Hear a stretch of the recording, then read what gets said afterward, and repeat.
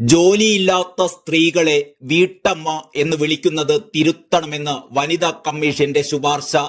വാർത്താ അവതരണത്തിലെ ലിംഗ വിവേചന സങ്കുചിതത്വം മാറ്റാനായി മാധ്യമങ്ങളുടെ സമീപനത്തിലും ഭാഷയിലും വരുത്തേണ്ട മാർഗരേഖയിലാണ് വനിതാ കമ്മീഷൻ ഇക്കാര്യങ്ങൾ പറയുന്നത്. ശുപാർശകൾ സഹിതം ഇക്കാര്യം സർക്കാരിന് സമർപ്പിച്ചിരിക്കുകയാണ്. വളയിട്ട കൈകളിൽ വളയം ഭദ്രം പോലെയുള്ള ഏത് തൊഴിലായാലും സ്ത്രീകൾ രംഗത്തേക്ക് വരുമ്പോൾ വളയെ കൂട്ടുപിടിക്കുന്ന തലക്കെട്ടുകൾ ഒഴിവാക്കണം. പ്രാസം, കാവ്യാത്മകത, വായനയുടെ സൗന്ദര്യം തുടങ്ങിയ എഴുത്തിന്റെ പരിഗണനകൾ സ്ത്രീ പദവിയുടെയും അതിന്റെ മാന്യതയുടെയും മുമ്പിൽ അപ്രസക്തമാണ്.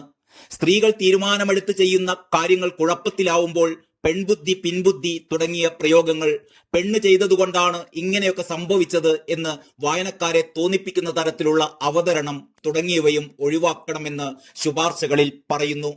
സ്ത്രീയും പുരുഷനും ഒന്നിച്ച് ജീവിക്കാൻ രഹസ്യമായി പുറപ്പെടുന്ന ഒളിച്ചോട്ട വാർത്തകളിൽ 2 കുട്ടികളുടെ അമ്മ കാമുകന്റെ കൂടെ ഒളിച്ചോടി എന്ന തരത്തിലുള്ള സ്ത്രീകളിൽ കുറ്റം ചാർത്തും വിധം അവതരിപ്പിക്കുന്ന വാർത്താ തലക്കെട്ടുകളും മാറ്റണം.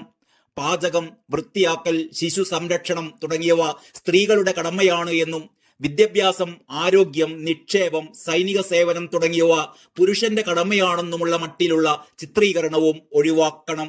ലൈംഗിക ചുവയുള്ള തലക്കെട്ടുകളും ഒഴിവാക്കണം. ലിംഗസമത്വത്തിൽ അധിഷ്ഠിതമായ മലയാള പദാവലികളുടെ ഒരു ശൈലീ പുസ്തകം അടിയന്തരമായി തയ്യാറാക്കണമെന്നും വനിതാ കമ്മീഷൻ ശുപാർശകളിൽ ആവശ്യപ്പെടുന്നു. ഔദ്യോഗിക ഉപയോഗത്തിനും മാധ്യമങ്ങളുടെ ഉപയോഗത്തിനും ഇത് ലഭ്യമാക്കണമെന്നും കമ്മീഷൻ സർക്കാരിനോട് ശുപാർശ ചെയ്തു.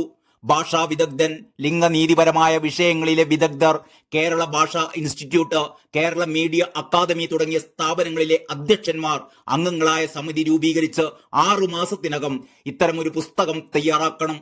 സമിതിയിലെ വിദഗ്ധർ കഴിയാവുന്നത്ര സ്ത്രീകളായിരിക്കണമെന്നും കൂടി ശുപാർശയിൽ പറയുന്നുണ്ട്.